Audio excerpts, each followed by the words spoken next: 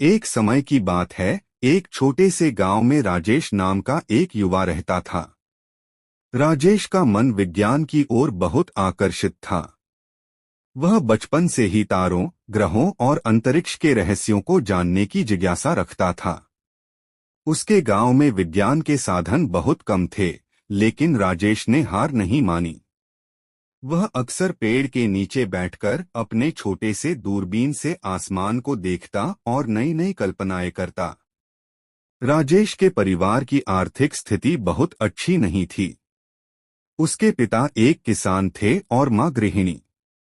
परिवार को चलाने के लिए राजेश को भी खेतों में काम करना पड़ता था, लेकिन वह हमेशा विज्ञान की किताबें पढ़ने का समय निकाल लेता।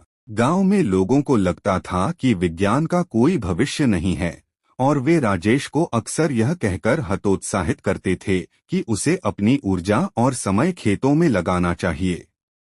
लेकिन राजेश का मन विज्ञान में ही बसा था।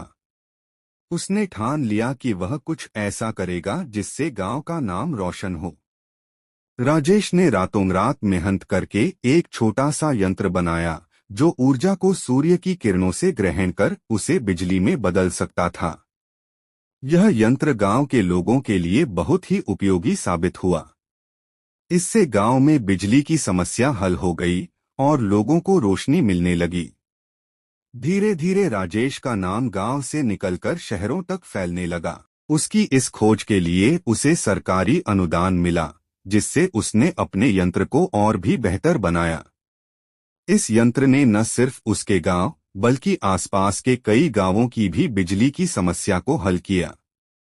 राजेश की इस उपलब्धि ने उसे देश भर में प्रसिद्ध कर दिया। राजेश की इस सफलता ने लोगों को यह सिखाया कि अगर मन में कुछ करने की लगन हो तो कोई भी बाधा उसे रोक नहीं सकती। उसने लोगों को यह भी दिखाया कि अगर आप किसी चीज में सचमुच विश्वास करते हैं और उसके लिए मेहनत करते हैं तो एक दिन सफलता जरूर मिलती है।